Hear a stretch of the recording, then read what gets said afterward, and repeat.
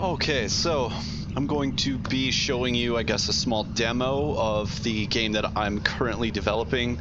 Currently titled No Man's Land, but that's subject to change if I find something better. But for right now, I'm happy enough with that in its demo stage. So this game is a troop or platoon-based combat simulator, I guess. So I mean, I'm going to add some flexibility to that, but for the most part, people will want to play this game to get some kind of troop or platoon level combat experience. So you're always going to be working with a team of some kind, whether you're playing as the infantry or in a tank section or a troop. You're going to have the full platoon or the full troop at your disposal on your team. The way it's organized is that you've got a combination of AI elements as well as humans to achieve all of this. So the maximum playable positions within a squad or a tank is 3, just to keep that consistent. In other words, everybody else is going to be simulated. So let's take a platoon or a squad or a section of infantry. The section itself is going to be divided into 3 playable positions. One obviously being the squad leader, and the other 2 being the leader of the individual teams. So let's say you're in charge of a machine gun section or a heavy fire section of some kind. There's going to be a squad leader as a playable position. The LMG himself is going to be a playable position, and then another rifle or all-purpose fire team leader is also going to be in there. So you're always going to have 2 or 3 sort of AI teammates with you, either helping with your belts if you're an LMG man, or helping you out with fire as the squad leader, or generally just to add the ambience and the feeling of this is a grander battle. I'm making this decision for networking purposes. I want to be able to have stuff like destructible environments. I want to network more that's going to add to the atmosphere rather than more players.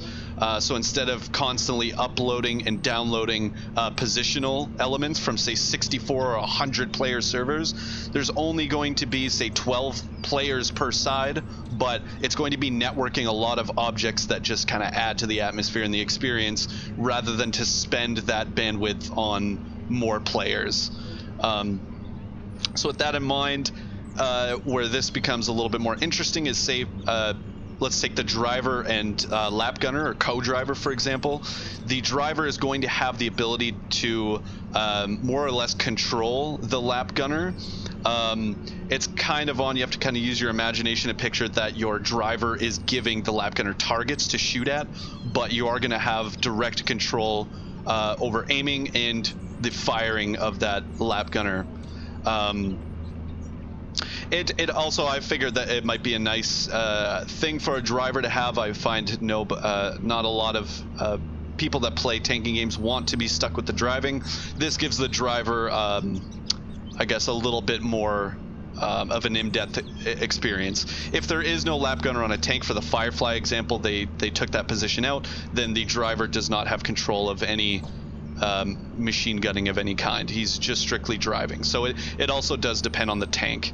The premise of this game is to offer a World War II experience, but something that you don't need enemy players to be able to have fun with. So the idea is I'm putting most of my work into AI systems where if you want to hop into a game with a couple of your buddies and get an authentic experience without relying on either hopping onto servers in the middle of the night or at a non-key time of day, getting pit against really experienced players when you're just trying to figure something out, getting pit against really crappy players and just rolling everybody all night, you'll be able to play against a cleverly designed AI system where you don't have to rely on human players to have fun with it. So you're going to be able to fine-tune the difficulty settings. There's a lot of depth to the AI that I'm putting in, including emotions, fear. If you're shooting, let's say, a small arms at a tank, it's not going to do any damage to a tank, but depending on how susceptible to some of the crew are to fear, they're going to start to maybe even make mistakes based on how much small arms fire you're putting on them. Same with smoke, same with any sort of effect that might actually affect your judgment or your ability to think tactically on the battlefield. Those are all going to be added to this game in terms of the AI. So you're never going to get the same experience twice when you're playing, since it's the AI is going to be randomly generated. There's a lot of parameters that go into making the AI behave the way they do. For example, there's a chance that if you shoot your main gun at a tank, that their driver is going to absolutely freak out, put it into reverse, and just not listen to their commander.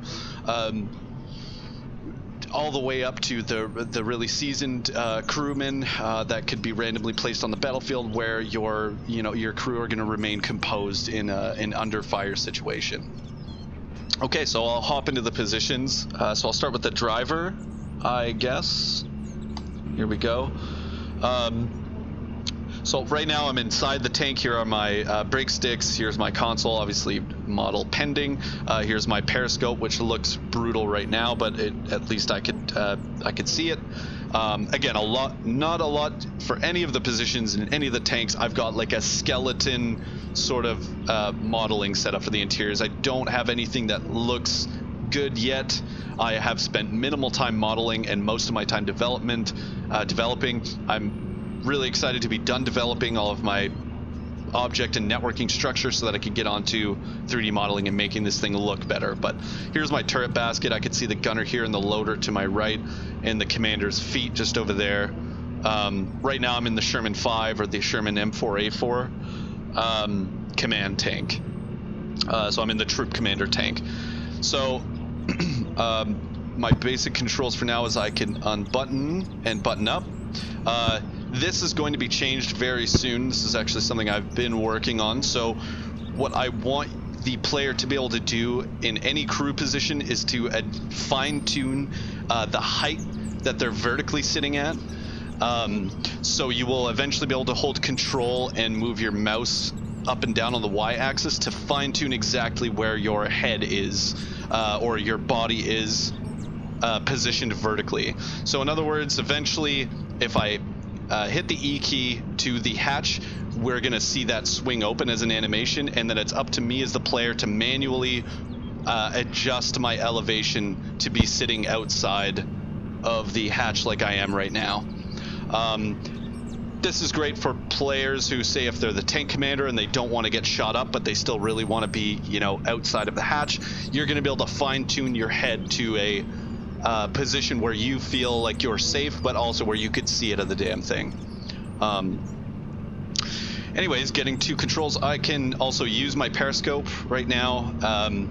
So it's adjustable in rotation and elevation, and then I'm doing this just with the middle mouse button.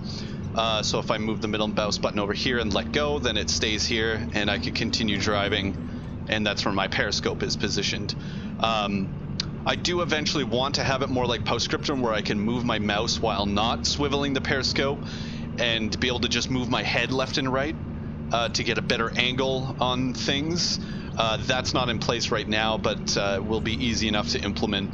I did originally have that. I switched to a manual pivot my periscope, but I'm much happier with having the two controls independent of each other, where I can either move my head and get a little bit more of an angle to see what's over here and up here and down here, and also to be able to just swivel my periscope over dramatically to give me a different view.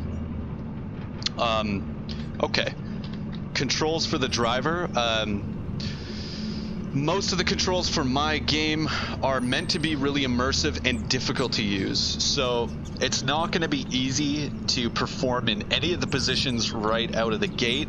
It's going to take some learning, although I am planning on having somewhat of a difficulty modifier for players who don't know how to drive a standard or manual transmission vehicle, for example. But at the end of the day, if you're on max realism mode, let's say, you will be doing most of what you needed to do for the tanks of the era to get them from A to B, or to use the gunnery controls or the commander controls or anything like that. So for the driving specifically, for example, if I'm holding W, I'm not moving, and S doesn't move me backwards automatically. I need to switch gears and I need to use gas. So to push on the gas pedal, I'm going to use the space bar, and right now I'm in first gear. If I want to change gears, I let go of the gas, I hold shift, which is my clutch in this game, and then I hit one of the number keys to switch my gears. So 1 through 5, the Sherman had 5 gears and a reverse gear. So if I want to switch to the second gear at this point, I'm going to let go of the gas, hold shift, and hit 2. And I let go of shift and hold the gas again, and now I'm in second gear. Hold shift 3, now I'm in third gear. And I'm going a little bit faster. Hold shift 4, now I'm in fourth gear. You'll notice that I get more max speed as I increase in gear, but less torque as I increase in gear. So for example, I'm heading up to this hill right now, and if I stay in fourth gear, I'm eventually not going to have enough torque to make this hill. I'm going to have to downshift into a lower gear to get the torque I need, depending on the angle and slope of the hill.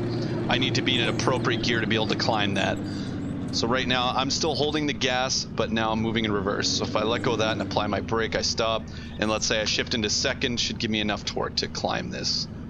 So right now I'm in second gear. I'm not going to be able to get much max speed up this hill, but I am going to be able to get the torque I need to climb it. Now I'm just going to turn me around here so I could show you how the brakes work.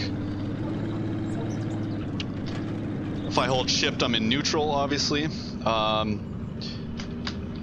So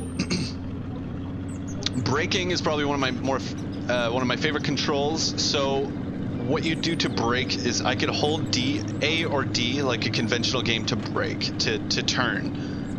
This applies brakes to my tracks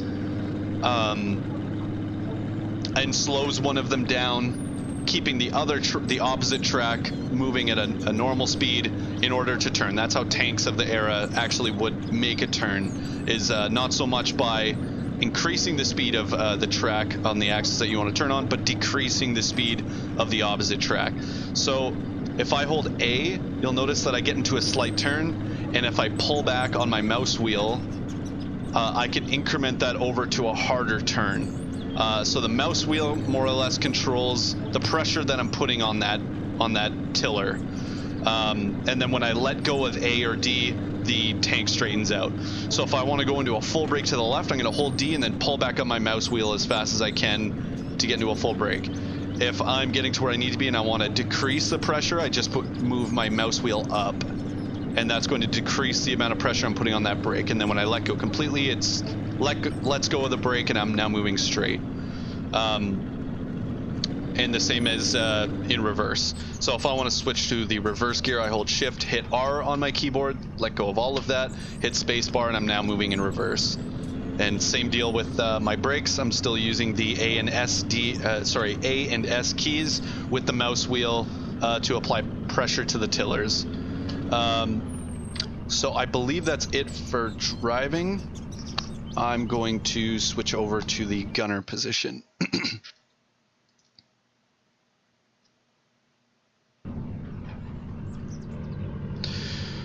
Okay, I'm up in the turret now. I'm part of the turret crew. Again, I don't have everything modeled, but I've got the basics that I need to kind of see what this game might turn out to be one day. Here's the breach for the 75. I've got my direct view telescope right here. I've got my Unity periscope right here that's fixed in elevation and rotation. I cannot elevate or rotate this periscope. It's fixed to the cannon. So I've also got my manual traverse hand wheel right here.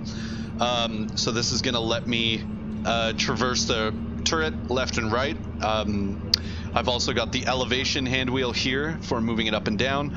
And my right hand right now is holding an invisible motor traverse pistol grip. Obviously I have not modeled that yet, but that will be in there eventually, so you kind of got to use your imagination there as well. I can also see my loader scanning over there to my left, and there's my commander up just behind me here. So starting with my views, again, I don't have a hatch to pop out of, but I do have a Unity periscope here. So if I select this, I can move my turret around, and it is synced up with my turret. So this periscope is at the top of the turret. It's great for getting a general view of the battlefield. If I get a traverse order from my commander, I would most likely want to be in this view to get generally on, and then move over to my direct telescope, which is I believe 1.3 or 3.4 times zoom. This is also where I'm going to want to be most likely when I'm just generally scanning for targets as the gunner. When I go into the direct view telescope, as you can see, I've got a zoomed in image of what's happening. Controls for the gunner. I can move my gun up and down, or my cannon up and down, and I can move the turret left and right. So to move the cannon up and down, I'm just using the W and S keys to move that up and down. They're not axis based, so I don't have any precise controls over this, which I'm not super happy with, but it's I'm limited as to what the conventional keyboard and mouse can give me in terms of controls. If I want to rotate the turret left and right manually using the hand wheel, I could actually use the right mouse button. So I'd click and hold in the right mouse button, and then I'd actually rotate the mouse on my mouse pad left and right to get my turret moving in that direction. So this is supposed to be like an immersive. I'm physically doing this with my right arm. Right now my mouse is rotating counterclockwise on my mouse pad right now in order to move it, and it's pressure sensitive. If I start moving this really fast, it's going to move faster. If I move it slower, it's going to move a little slower. Same with if I rotate clockwise, it's going to move right. Counterclockwise, it's going to move left. When I let go of the right mouse button, I'm no longer able to do this. To use the motor traverse, I'm going to hold shift and push my mouse in one direction or the other to apply more or less pressure to the pistol grip. So let's say you can see my mouse cursor here. Obviously in game this will disappear. This is just in my Unity editor where I can still see my mouse cursor.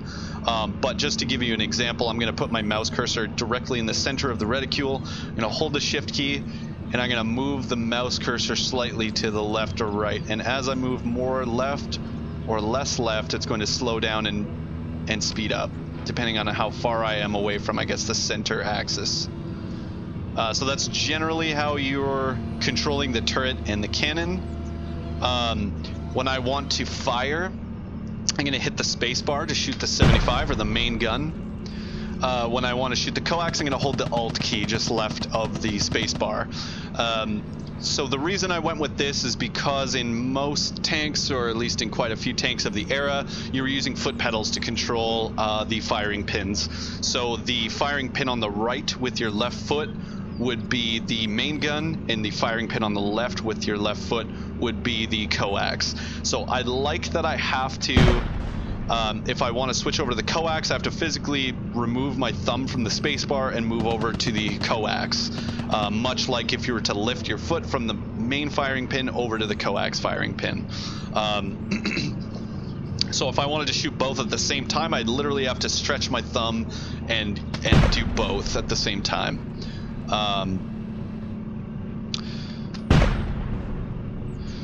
So that's general gunnery. I can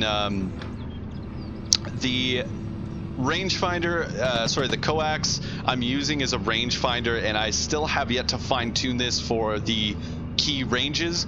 But when I was at the Oshawa War Museum a few years ago, and I got an interior tour of a Sherman tank, the really knowledgeable tour guide that I had with me was explaining that at least in Canadian service, they called the coax the rangefinder, and he had said that the coax, like the 1919 Browning that's in there, is adjusted in terms of elevation to be your most average case of firing. So in other words, and I forget how many yards or meters that was at, but generally I want this to have the same purpose in my video game. So If you're squirting with the coax, I want the 75 or the main gun shell to land exactly there at a key range for this for that type of gun. Obviously, a Firefly is capable of handling longer ranges, so the rangefinder is going to be elevated a little bit so that it's landing at a much more plausible or viable range for the Firefly would normally be shooting at. But generally speaking, at a range I think of around here, you're going to notice that that 75 is landing roughly where that coax is going. I can shoot at enemy tanks and they blow up. I also already have all interior components modeled and done up in the game. So, in other words, right now, interior components, including the crew, can be shot up and destroyed. As opposed to, since day one, I've never had a health system for tanks. In increments, it's always been interior components. If I want to blow up a tank, I have to hit either blow the engine up and its fuel, or I have to hit some kind of ammunition inside. Otherwise, I can completely disable a tank or kill all of its crew, effectively immobilizing the tank. Stuff like the transmission, the braking system, the tracks, the bogies, the engine compartment, the engine itself, the crew inside the tank, the motor traverse, the manual traverse, the elevation, the turret ring, all of that stuff, if you get a critical hit on it, will disable it, and the crew on the opposite or the receiving end of your hit will not be able to use those components anymore, or that crew. So actually, you could see visually right here, for example, I could shoot out that Tiger track, and I don't know if you could see from this video, but that track is now disconnected, and the driver will no longer be able to get a grip on the terrain. The main drive will still move, but it's not going to grip on anything, and you're not going to get any mobility out of this tank anymore.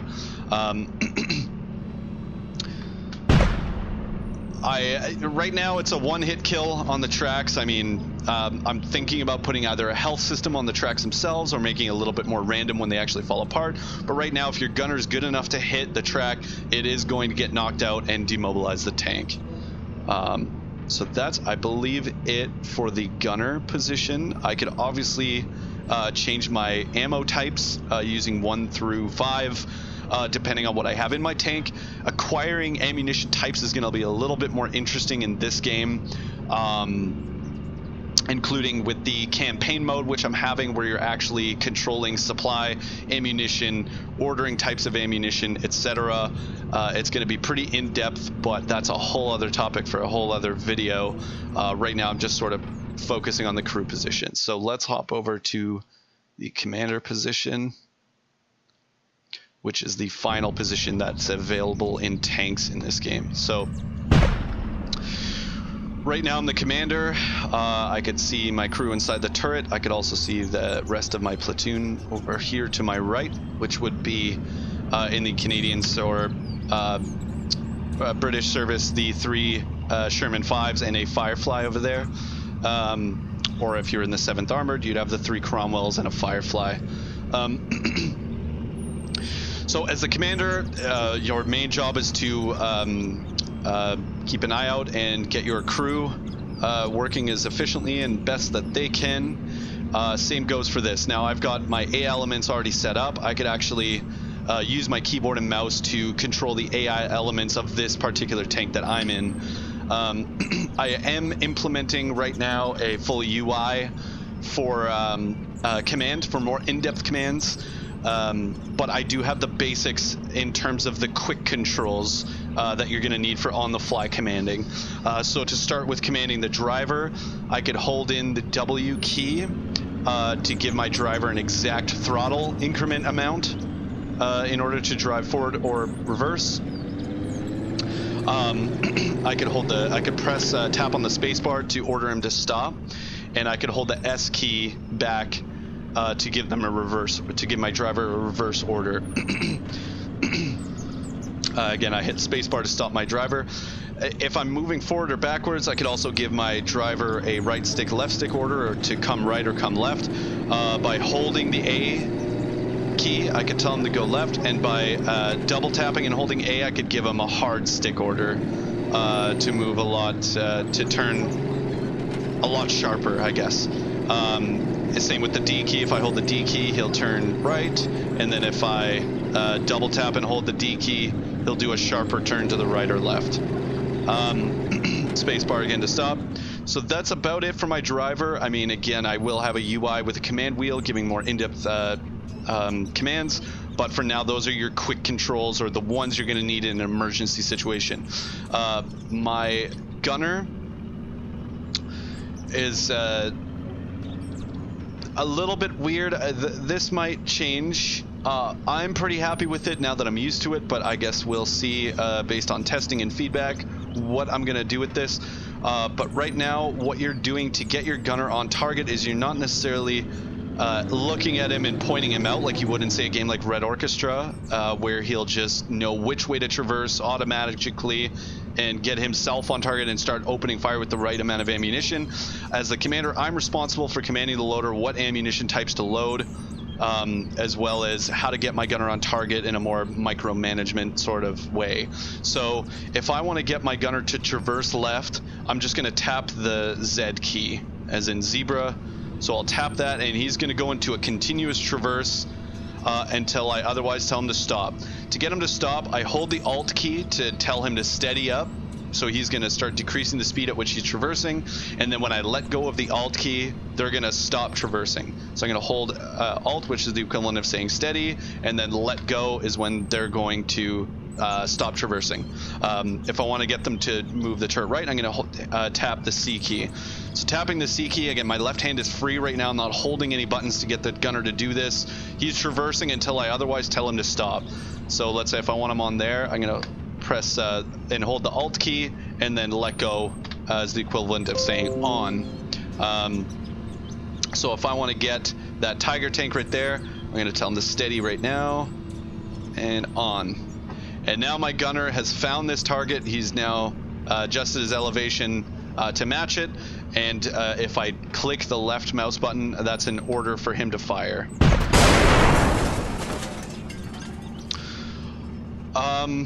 That's about it for the driver. I've got a few other things you could do with him in terms of your positioning. So again, you're going to be able to adjust his vertical positioning, as well as I can button up and get inside the turret. If I order a fire, I can see the breach block move, which is fun. Obviously, that will look better later on. I could go into my periscope, which is adjustable in rotation and elevation. And also, I can move my hatch ring left and right by holding the middle mouse button. So what's great about that is, let's say if I've got the anti-aircraft gun, the M1919 or the caliber 50, I'm going to be able to use that. And I could also get it out of my way if I want to. So if I'm ever not using the anti-aircraft gun, I could put it behind me, and now I could see well. If I want to use sort of this part of my hatch as sort of a shield, which I've seen in some movies and World War II images, I could do that if I want. It's really up to the player or the commander how they want to command their tank and what they want to do with this. But I've given players the option to do this however they want. Obviously, the 1919 is not functional right now. I've only really just modeled it, but it'll be easy enough to get that going as well. The positioning for the periscope inside will persist through buttoning and unbuttoning. Right now, if you remember, I had my periscope hatch in the front. That's still the case here, and I could go into the periscope, and now my positioning is a little bit different. As you notice, there's a disadvantage to having the 1919 in the front, because if I button up and use the periscope, that's kind of in the way. So you could see the vein sight for where my gunner's periscope is. That 1919 is now kind of in the way. Again, this leaves it up to the player to get as lazy or as proactive as they want to with the hatch ring. that's it. I did forget to mention the azimuth indicator. The azimuth indicator right here, where my mouse is now, is historically for indirect fire with the Sherman. I'm using it as an in-game o'clock meter. I really want to stay away from having as little HUD elements or UI elements on the screen as humanly possible without disrupting gameplay or making it not a good experience. I thought that the azimuth, if he starts traversing the turret, you'll see that needle move on the azimuth indicator, and that's to give the gunner a general idea of where their turret is in relation to the hull. So right now, if I say stop him there, we know that he's about at 4 o'clock. At that 0 mark on the top of the azimuth indicator, that's where about his 12 o'clock is going to be. So here, I'll go back into the gunner's seat.